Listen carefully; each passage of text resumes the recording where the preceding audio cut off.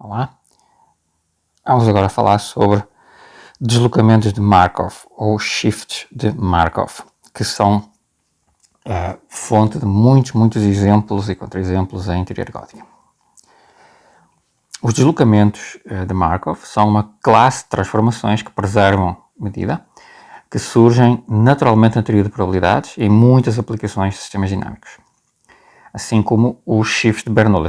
Os shifts de Bernoulli são casos particulares dos shifts de Markov.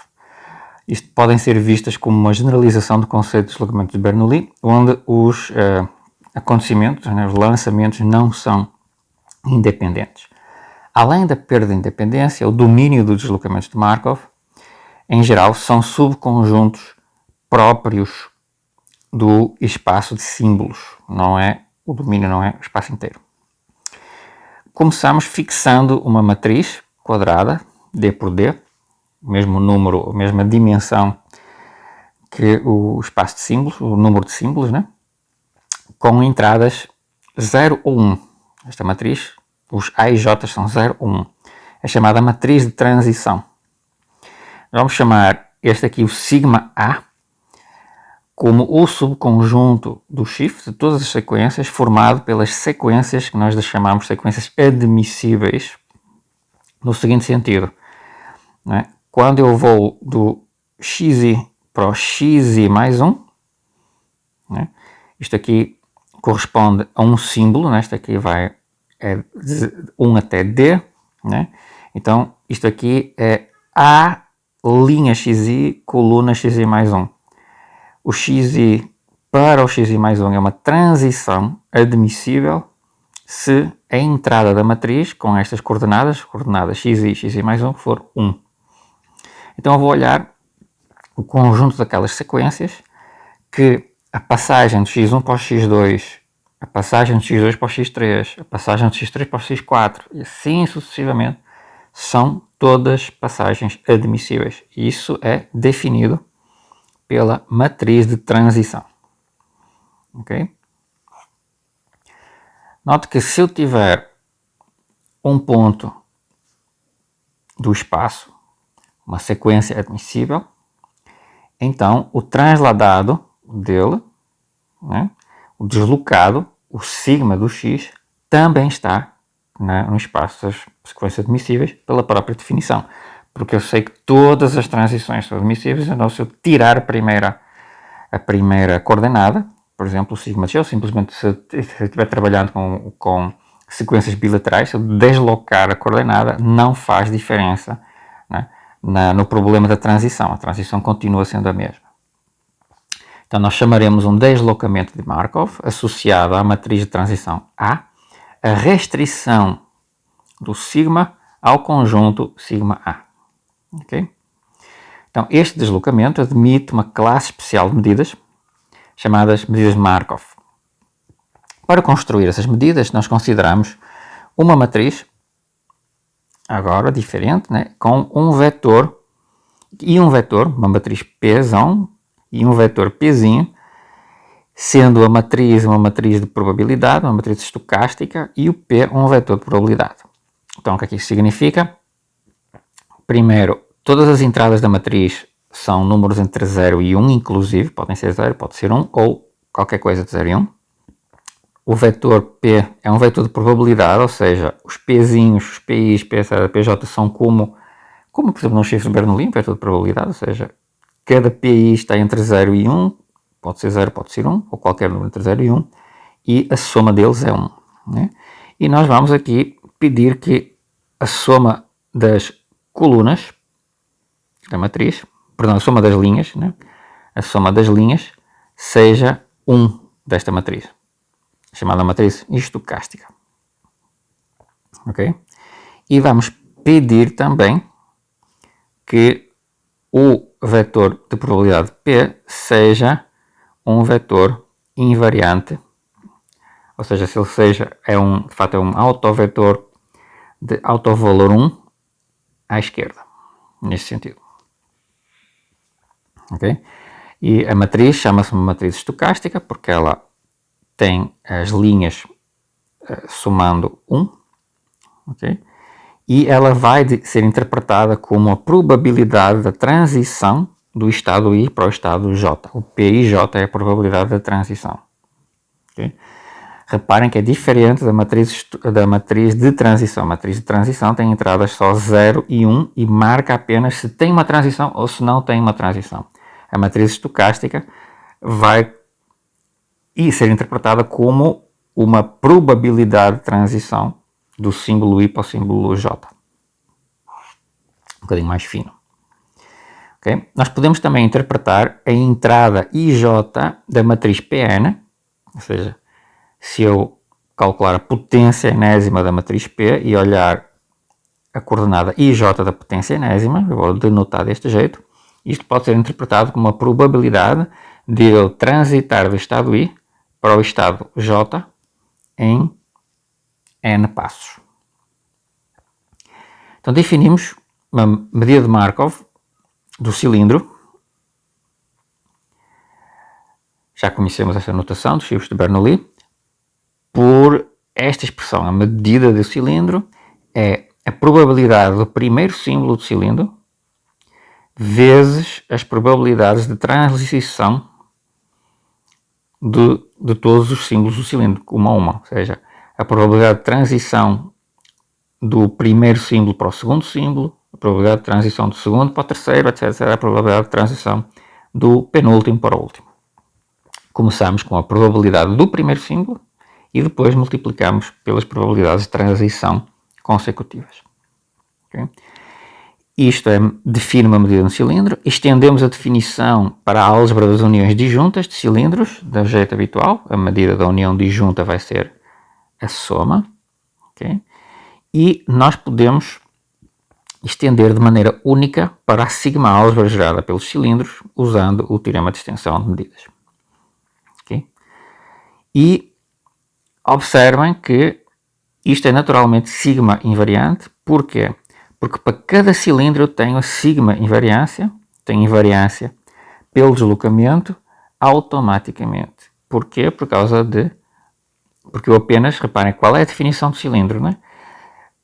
A definição da medida no cilindro depende apenas do primeiro símbolo e das transições, então não depende da posição onde eu estou, não depende da coordenada onde eu começo o cilindro, depende apenas do primeiro símbolo e das transições do primeiro para o segundo, do segundo para o terceiro, etc., do penúltimo para o último.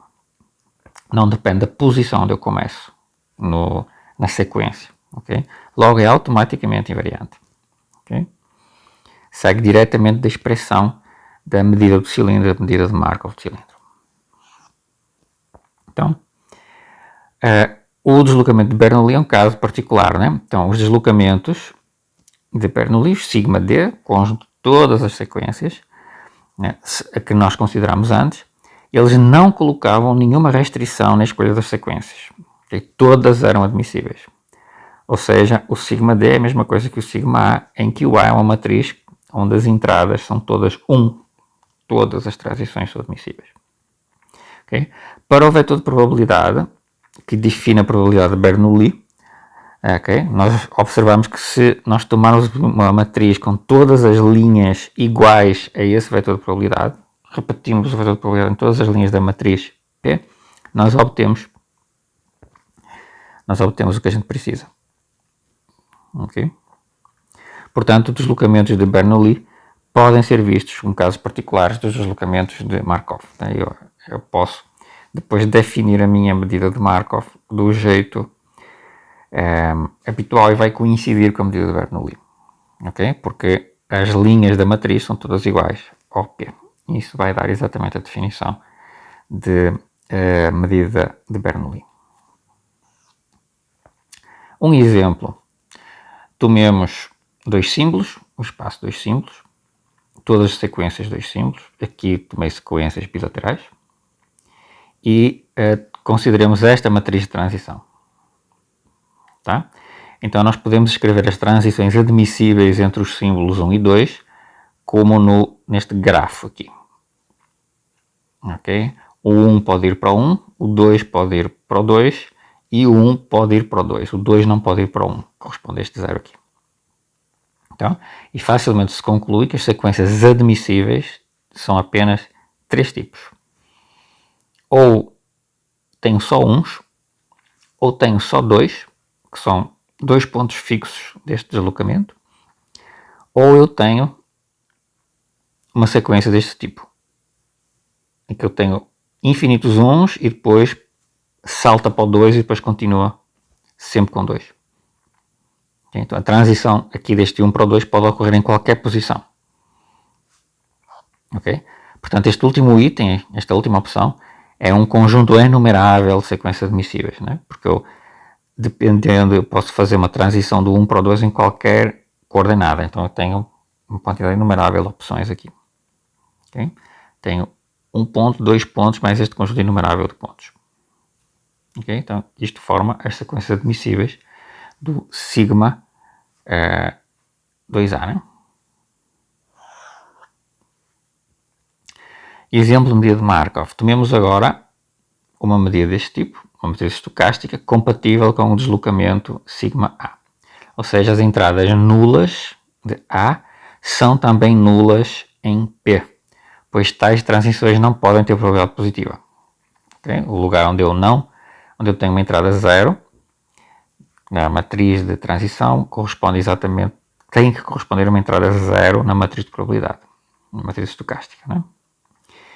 E observemos que as linhas de P têm que ser vetores de probabilidade. Então, se eu aqui tenho 0, a soma do resto tem que dar 1, né? A soma de cada linha tem que dar 1. Então, eu aqui tenho que ter exatamente 1. Não tenho outra opção neste caso. Né? Então, precisamos agora achar um vetor de probabilidades de tal forma que valha esta relação aqui. Ok? Então, esta relação, de facto, se traduz deste jeito. O P1 vezes o Q1 tem que ser P1. Se o P1 for diferente de 0, vem que o Q1 é 1. Ok? Este aqui tem que ser P1. E obtemos que o P passa a ter esta forma, né? E este ponto, P1, P2, e o P1, P2, ele é concentrado apenas nos dois pontos 1 e 2, né, com os pontos fixos, né, com probabilidade P1 e P2 com 1 menos P1. Certo? Então, nós tiramos esta matriz de probabilidade, esta matriz estocástica, né, e isso nos dá uma medida que está concentrada na sequência constante igual a 1 e na sequência constante igual a 2, porque a probabilidade de transitar de 1 para o 2 passa a ser 0. Então, sempre que eu tiver um cilindro que envolva uma transição de 1 para 2, ele vai ter probabilidade 0. Okay? Então, ele vai ficar concentrado só quando eu não tenho aquelas transições. Só nos pontos fixos 1 e os pontos fixos 2. Já a outra opção é P1Q1 igual a P1, portanto a outra opção é ter o P1 igual a 0. Se o P1 for 0, então o P2 vai ter que valer 1, porque eu tenho que ter que P1 mais P2 igual a 1. Logo, Q1 e Q2 não têm restrições, mas o P, o vetor de probabilidade, P é 0, 1. Portanto, fica novamente concentrado tudo no ponto fixo 2. O vetor de probabilidades vai-me dar uma concentração apenas os cilindros que têm 2. O cilindro tem que começar com 2 para ter uma probabilidade diferente de 0. Okay? Então, se ele começa com 2, fica sempre com 2. Né? Então, só observo aqueles cilindros. Assim, a matriz de transição pode restringir muito o tipo de probabilidades invariantes que podem existir nas sequências admissíveis de um certo deslocamento de Markov. Né? Então, a matriz de transição é extremamente importante, né? Assim como depois a matriz estocástica para definir o vetor estocástico.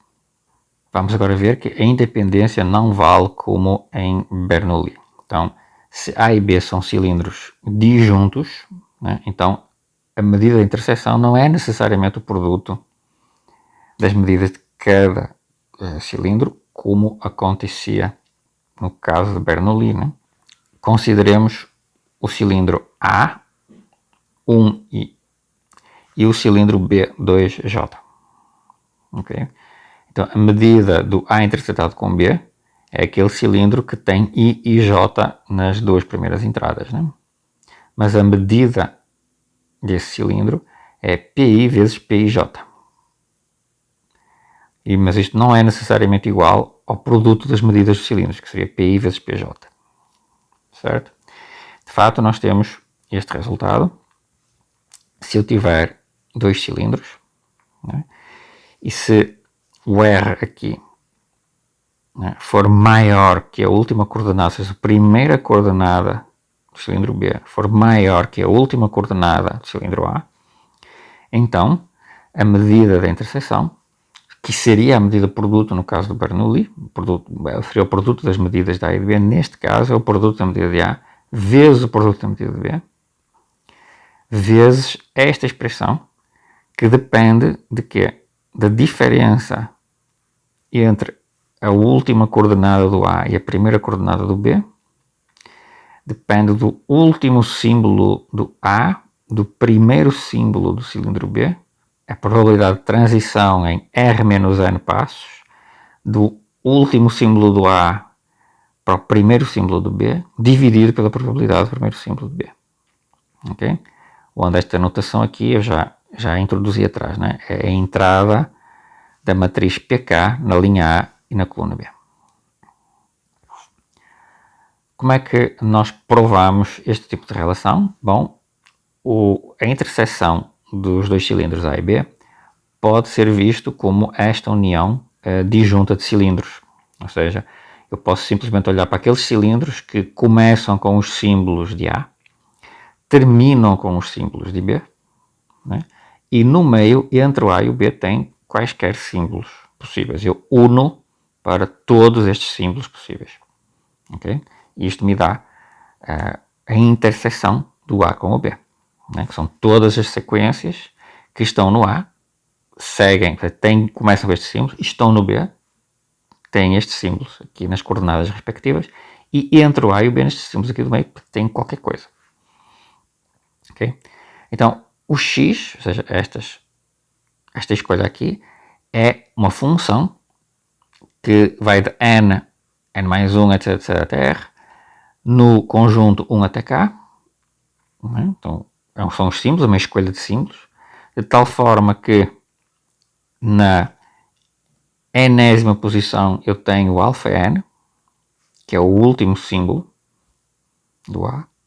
Na última posição, na RS posição, eu tenho o beta R, que é o primeiro símbolo do cilindro B. Ok? E, portanto, né, a medida disto aqui, a medida desta união de cilindros, é, de fato, a medida desta união é a medida de A, porque eu vou multiplicar, vou calcular, começando aqui, né? Portanto, tenho a medida de A. E quando eu colocar aqui a medida de B, né, tem que aparecer a probabilidade do BR, né, vezes as transições. Mas quando eu calculo a medida deste cilindro, eu tenho a probabilidade de alfa m todas as transições. Okay? Então, as transições destes pedaços aqui já entram na medida do B. Mas, se eu for calcular a medida do B, aqui tem que, em vez de aparecer a transição do ponto da coordenada anterior, tem que aparecer a probabilidade do beta-r. Então, o que eu faço é, eu introduzo a probabilidade do beta-r e divido por ela. Okay? Então, vai aparecer a medida de B. No início eu tenho a medida de A, tenho que dividir pela P do beta-r, né? E no caminho, o que é que tenho aqui? Tenho que acrescentar estas transições. As transições do alfa n para o xn mais 1 e a transição do x R menos 1 para o beta R. Ok? Isto, né, fecha a prova, porque de fato esta soma, isto que está aqui em cima em numerador, somado para todas as possíveis escolhas de coordenadas aqui no caminho, é exatamente, por definição, né, a entrada do produto da matriz. da potência R menos N de P com coordenada alfa N beta R, né? Isto é exatamente este produto pela definição de produto de matrizes. Okay? Então dá exatamente este valor aqui. Então coincide, temos a prova terminada. A definição de medida de Markov pede a existência de um certo autovetor à esquerda para toda a matriz estocástica. Okay? Isso é garantido por este teorema. Temos uma matriz com entradas não negativas, então existe um lambda e um vetor não nulo com entradas não negativas, de tal forma que o A de V é igual a lambda V, tem, portanto, um autovetor associado ao autovalor lambda, ok? E este lambda é o maior autovalor em módulo. Portanto, existe o maior autovalor em módulo para todo do espectro, né?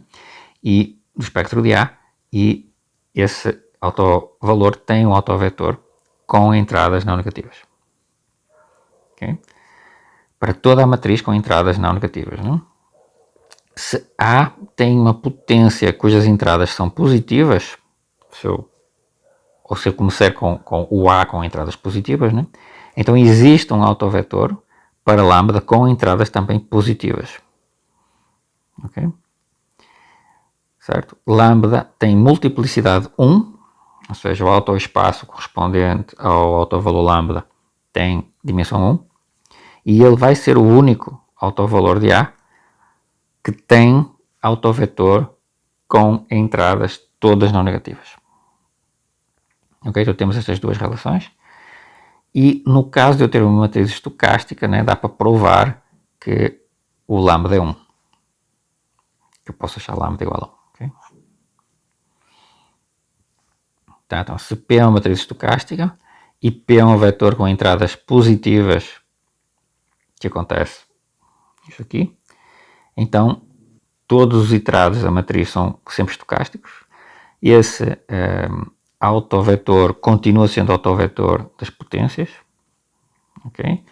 E o espaço dos vetores cuja soma das coordenadas é zero, isto é um hiperplano, né? O hiperplano ortogonal ao vetor de entradas 1 é P estrela invariante. Okay? Então reparem que a relação que define a matriz estocástica é PV igual a V, em que o V é o vetor de entradas 1. Portanto, o primeiro item é a consequência de que o PV igual a V implica que Pn de V igual a V para todo o n maior ou igual que 1. Isso é fácil de verificar. Né? O segundo item é a consequência direta de que P estrela de P é igual a P, porque automaticamente todos os iterados de P vão satisfazer esta mesma relação. E finalmente, o V, né, é um autovetor com autovalor 1, portanto o V é um vetor invariante pela P, portanto o espaço ortogonal, que é exatamente este H, né, é P estrela invariante, porque P estrela é o dual da P. Se vocês pensarem, P é a transposta da P. Okay?